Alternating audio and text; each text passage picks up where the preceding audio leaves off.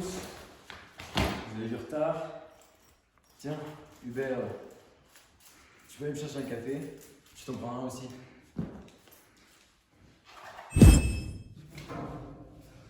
Donc, aujourd'hui on va parler des gaussiennes. Donc on va faire plutôt un exercice sur un petit peu de temps. On va parler de topologie, il y aura un peu d'analyse, un peu d'algèbre et un tout petit peu de probabilité. Et donc ici je vais définir les trois particularités de la séance. La première, c'est que je vais parler de gaussienne. Donc une gaussienne, c'est une application qui a un compact, donc dans R, associe exponentielle moins lambda x carré, avec lambda strictement positif, c'est important.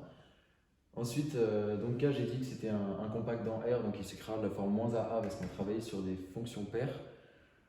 Et donc quand on travaille sur un compact, on pourra définir pour des fonctions continues la norme infinie, donc qui se définit par le sup dans valeur absolue de f pour, sur K, le compact. Et enfin, je vais parler de fonctions Lipschitziennes, donc qui appartiennent à Lip de KR. Donc c'est toutes les fonctions qui vont donc du compact dans R et tel qu'il existe un certain delta, un réel, tel que pour tout xy, on ait cette égalité qui soit vérifiée, c'est-à-dire valeur absolue de f de x moins f de y est plus petit que delta valeur absolue de x moins y. Voilà. Alors du coup, le premier théorème que je vais montrer, c'est que toute fonction lipschitzienne sur un segment est limite uniforme de polynôme. Donc quand on dit limite uniforme, c'est bien au sens de la norme infinie que j'ai définie plus haut. Et donc pour cela, j'ai besoin de montrer un lemme. Le premier, c'est que pour tout n antinaturel non nul et pour tout x appartenant à 0, 1, on a cette somme qui est inférieure ou égale à 1 sur 2 racines de n, avec ici une majoration qui est indépendante de x, c'est important. Donc la somme, c'est la somme des valeurs absolues de x moins k sur n, k parmi n, x puissance k, 1 moins x à la puissance n moins k. Pour démontrer ce lemme, d'abord je vais utiliser Cauchy-Schwarz dans Rn plus 1, muni de son produit scalaire canonique. Donc je rappelle rapidement que Cauchy-Schwarz, c'est donc pour deux vecteurs dans Rn plus 1, U0 et U et V, avec, donc qui s'écrit avec des composantes U0, Un et V0, Vn. Cauchy-Schwarz, c'est cette inégalité-là, c'est que valeur absolue de la somme de k égale 0 à n des uk vk est inférieure ou égale à racine carrée de la somme des k égale 0 à n des uk carré, pareil pour les vk. Et donc on va appliquer Cauchy-Schwarz pour certains vecteurs particuliers dans Rn plus 1. On va choisir donc pour U le vecteur avec en composante uk égale valeur absolue de x moins k sur n fois la racine de k parmi n x puissance k 1 moins x à la puissance n moins k. Et pour vk, on retire le valeur absolue de x moins k sur n, on garde la racine de toute cette expression. Oui, allô? Ah, c'est Simon. Ouais, Simon, je suis en cours là. Bah non, du coup, je peux pas tout de suite. Je suis avec les PC étoiles. Ils sont contents, ils sont marrants ce matin. Et tu sais qu'il paraît qu'ils vont tout casser au concours. Genre tout. Voilà. Oui, du coup, oui, oui, mais de toute façon, on en parlera avec Fred. Oui. Allez, bisous. Pardon. Donc, j'en étais où? Oui, j'ai défini deux vecteurs dans Rn plus 1. Et donc cette somme des valeurs absolues de k sur n, etc., je l'ai appelée Sn de x pour que ça aille plus vite. Cauchy-Schwarz, ça nous donne cette inégalité-là, où on a un racine d'une certaine somme que j'ai appelée Inx, fois la racine d'une autre somme, qui en fait, grâce au binôme de Newton, on sait qu'elle est égale à 1, c'est la somme des k égale 0 jusqu'à n des k parmi n x puissance k, 1 moins x à la puissance n moins k, donc c'est c'est x plus 1 moins x à la puissance n, donc ça vaut 1. Et donc Inx, pour la calculer, je vais introduire une variable aléatoire x qui suit une loi binomiale de paramètre nx, donc x toujours dans 0,1, ce qui définit bien une probabilité. Et le théorème de transfert, on va l'appliquer à la définition de la variance pour obtenir quasiment la même expression que Inx. Donc la variance, c'est espérance de x moins espérance de x au carré. Et donc, avec le théorème de transfert, c'est la somme des k égale 0 à n des k moins n x au carré, k parmi n, x puissance k, 1 moins x à la puissance n moins k. Et donc ici, en factorisant par n, et en le sortant de la somme, on va trouver INX. Donc cette variance, elle est égale à n carré IN carré de x. Et pour ceux qui connaissent leur cours, la variance, c'est la variance de x pour une loi binomiale de paramètre nx, c'est nx 1 moins x. Et on en déduit la valeur de in de x, cette somme, avec inx égale racine carrée de x facteur de 1 moins x sur n. Et donc si on regarde l'application qui a x associe x 1 moins x dans 0, 1, cette application elle est maximale en x égale 1,5 et elle vaut 1 quart. Et donc avec la racine on a un 1,5 qui sort. Et donc on a bien que Snx, qui était au départ là, est inférieur ou égal à 1 sur 2 racines de n, majoration indépendante de x. Donc alors pour démontrer le théorème 1, je prends une fonction donc delta lipschitzienne et je vais poser une certaine suite de polynômes qui s'appelle les polynômes de Bernstein. Donc Bn de f en x pour tout x appartenant à 0,1 est défini comme étant la somme de k égale 0 à n des f de k sur n, k parmi n, x puissance k, 1 moins x à la puissance n moins k. Donc le but du théorème, comme je dis, c'est de montrer que f est limite uniforme de polynôme. Donc, comment on va montrer ça? On va montrer que le polynôme de Bernstein associé à f, enfin la suite des polynômes de Bernstein associés à f moins f, cette différence, enfin cette norme infinie de cette différence tend vers 0, ce qui montrera la convergence uniforme de Bn de f vers f sur 0,1. Et donc c'est le but, et ça montrera le théorème. Donc pour calculer, on va calculer cette... on va pas calculer, on va majorer cette norme infinie. Donc pour tout x appartenant à 0,1, on écrit Bn f de x moins f de x. Et ici il y a une astuce, il faut voir que si on retire si on retirait ce qu'il y avait là, ce serait une somme du binôme de Newton qui serait égal à 1 comme dans la première partie. Et donc en fait on peut mettre f de x dedans. Si on retire le f de k sur n, cette somme là, elle est égale à moins f de x.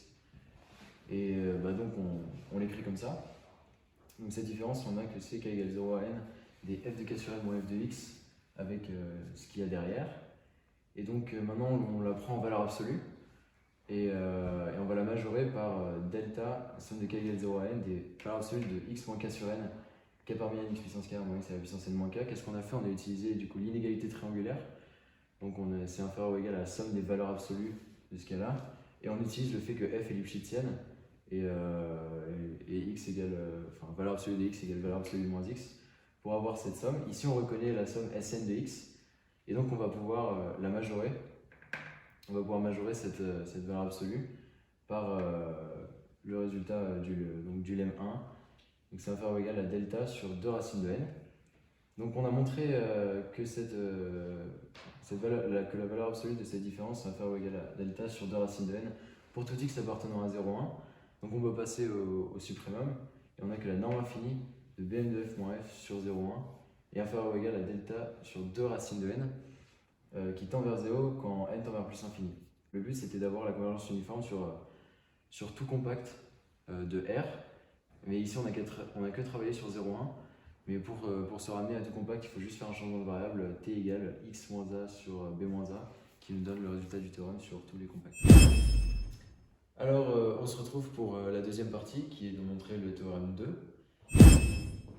le théorème 2, l'espace vectoriel des gaussiennes qui est dense au sens de la norme infinie, donc sur la définition d'un compact, dans l'espace des fonctions paires et lipschitziennes sur K. Pour ce faire, j'ai écrit rapidement un petit plan. Le premier,